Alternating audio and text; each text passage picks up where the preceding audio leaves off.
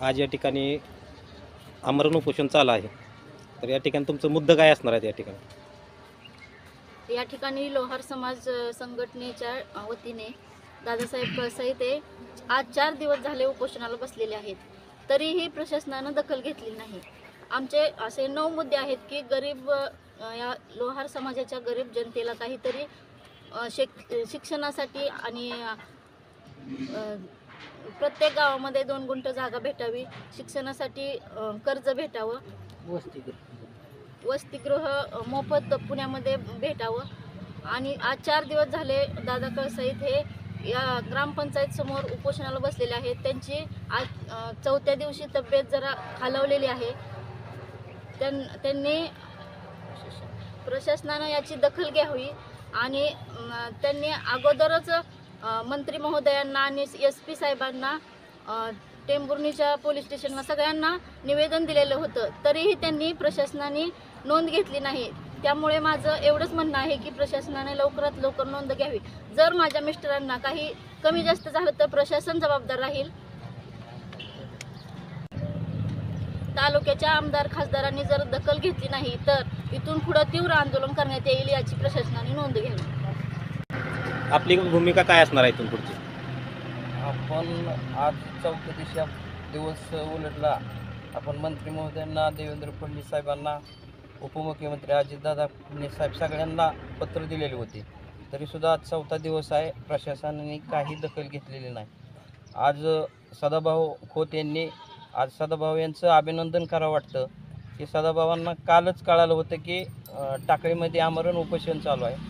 तर त्यांचे प्रदेशाध्यक्ष सुहास पाटील यांना उपोषणाच्या ठिकाणी भेट देऊन जी आपली काय मुद्दे आहेत ती मागून घेऊन आज सदाभाऊंनी अधिवेशनामध्ये मुद्दा मांडलेला आहे. त्याबद्दल सोलापूर जिल्हा नाही तर तमाम महाराष्ट्र लोहार समाजाच्या वतीने मी सदाभाऊचं अभिनंदन करतो. आणि जे आमचे मुद्दे आहेत ते नुसते मांडून उपयोग नाही की ते ह्याच्या जारमध्ये आले पाहिजे. अण्णासाहेब पाटील महामंडळाला जे निकष आहेत ते आपल्याला मिळालं पाहिजे. लोहार समाजाच्या मुलांना जवळपास पुण्या, मुंबई या ठिकाणी वसतिगृहामध्ये मोफत शिक्षण मिळालं पाहिजे. कारण आपला लोहार समाज हे आमचा आज केलं तर उद्या पोट भरेल असा हा लोहार समाज आहे. त्यासाठी आम्ही पूर्ण हितून मोहर जर आपल्या मागण्याकडे नाही लक्ष दिलं तर येणाऱ्या काळामध्ये कालच सोलापूर जिल्ह्याचे चंद्रकांत पवार यांनी सांगितलेलं आहे की तीव्र आंदोलन आपण उभा करूया. या ठिकाणी आपल्या संघटनेच्या मार्फत तुम्ही पाठिंबा दिलेला आहे, त्याबद्दल तुमचं काय मत असणार आहे? गेले 2-3 दिवसाखाली विश्वकर्मा संघटना अकलूज, विश्वकर्मा प्रतिष्ठान अकलूज या संघटनेच्या वतीनं मी लेखी स्वरूपात टाकळी येथे जाऊन आमचे बंधू दादासाहेब कळसाई लोहार समाजाच्या विविध मागण्यासाठी उपोषण चालू आहे. त्या ठिकाणी भेट देऊन सशर्त पाठिंबा दिलेला आहे. येणाऱ्या उपोषणाचा 4था दिवस आहे तरी कुठल्याही शासकीय अधिकाऱ्यांनी सरकारने त्याची गंभीर दखल घेतलेली नाही. येणाऱ्या काळामध्ये संघटनेच्या माध्यमातून रस्त्यावर उतरून तीव्र निषेध व्यक्त केला जाईल. आणि खासदार आमदार माढा लोकसभेचे खासदार माढा तालुक्याचे आमदार यांनी सुद्धा भेट दिलेली नाही. आमची मतं तुम्हाला चालतात आणि आमच्या समाजाकडं अतिशय दुर्लक्षितपणा केला जातोय.